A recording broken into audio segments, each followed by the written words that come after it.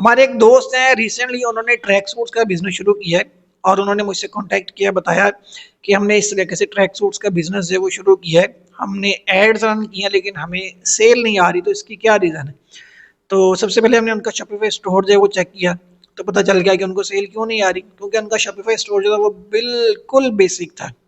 उसके अंदर किसी किस्म का कोई ट्रस्ट फैक्टर जो है मौजूद नहीं था, कोई ट्रस्ट बैज उसके अंदर जो है वो नहीं लगे हुए थे, और ना ही उसके ऊपर कोई प्रॉपर डिजाइनिंग करके जो बैनर्स होते हैं वो लगाए गए थे। तो पहली मिस्टेक तो यहाँ पे उनकी पकड़ी गई कि उनका जो स्टोर था वो बहुत बेसिक था। उसके बाद जो दूसरी चीज तो सबसे ज्यादा इसमें हैरान कौन थी, वो ये थी कि मैंने उनसे पूछा कि आपने ऐड के ऊपर कितना बजट लगाया अभी तक। तो उन्होंने बताया जी कि हमने ऐड के ऊपर 550 रुपए का बजट जो है वो खर्च किया। मैंने पूछा कि आपने कितने दिन के लिए लगाया था, तो उनका रिस्पॉन्स था कि हमने 2 दिन ऐड चलाई है और इसके ऊपर टोटल जो हमने 550 रुपए का बजट लगाया, लेकिन हमें सेल नहीं आई।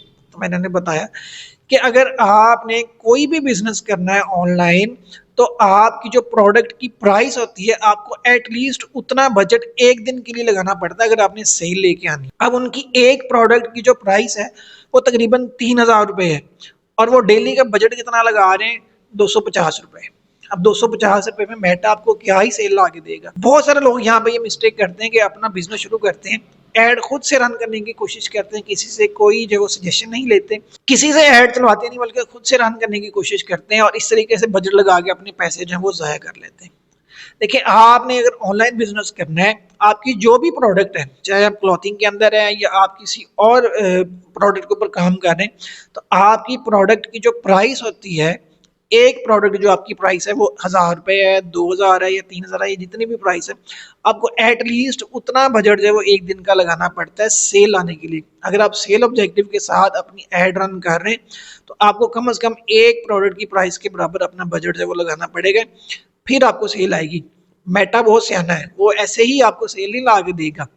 उसके लिए आपको उसको कुछ पैसे देने पड़ेंगे, उसको खिलाना पड़ेगा, फिर वो आपको ऑडियंस ला के देगा, आपको कस्टमर ला के देगा जो आपकी प्रोडक्ट जो उसको परचेज करेंगे, उसको खरीदेंगे। एक चीज मैं यहाँ पे आपको और क्लियर कर दूं कि जो आप एड के ऊपर बजट लगाते हैं, स्पेशली जो आप सेल ऑब्जेक्टिव के साथ अपनी एड रन करते हैं, तो उसमें जो आपका बजट होता है वो, मिसाल के तौर पे अगर मेटा जो वो एक बंदे को आपकी एड दिखाने के 5 रुपए लगा रहा है, तो जब वो बंदा आपकी प्रोडक्ट को परचेज करेगा तो आपको कॉस्ट पर परचेज भी पड़ती है उसके अंदर, जो एड के अलावा उसके अंदर जो शामिल होती है। यानी अगर एक बंदे को एड दिखाने के 5 रुपए ले रहा है, वही बंदा अगर आपकी जो प्रोडक्ट उसको परचेज करता है, तो उस परचेज के ऊपर मेटा आपसे 300 से लेकर 500 रुपए तक चार्ज करता है। यानी वो उस एक बंदे को एड दिखाने का खर्चा आपका 300 से 500 रुपए आएगा। जो बंदा आपकी प्रोडक्ट को परचेज नहीं करेगा उस पर जस्ट 5 रुपए या 10 रुपए खर्चा आएगा, लेकिन जो बंदा आपकी प्रोडक्ट को परचेज करेगा उस पर आपका खर्चा जो वो 500 तक चला जाता है, 300 से 500 की रेंज में आता है। तो ये चीज़ अपने माइंड में रखा करें कि जब आपने एड रन करनी है तो कम से कम इतना बजट तो लगाए ना कि मेटा उसको सही से टेस्ट कर सके, सही से लोगों तक लेके जा सके। अगर आप बजट ही 200-300 रुपए उसके ऊपर जो है वो लगा रहे हैं, तो फिर तो मेटा के ऊपर आपको कभी भी सेल नहीं आएगी। आप जितना मर्जी उसके ऊपर जो है वो इस तरीके से अपनी एड लगाते रहे, आपको सेल नहीं आएगी। मेटा एड्स के वजह से अगर आपको किसी भी किस्म की कोई परेशानी है, किसी भी किस्म की कोई रहनुमाई जाती है, तो इस वीडियो के नीचे कमेंट कर दें या हमारे व्हाट्सएप नंबर के ऊपर आप कॉन्टैक्ट कर सकते हैं। सर्विसेज लेना चाहते हैं तब भी, अगर किसी किस्म की कोई रहनुमाई चाहिए तब भी आप हमारे व्हाट्सएप नंबर के ऊपर कॉन्टैक्ट कर सकते हैं। हमारी टीम आपको इंशाल्लाह उसका फौरी रिस्पॉन्स करेगी और आपको अच्छी जो है वो रहनुमाई देगी।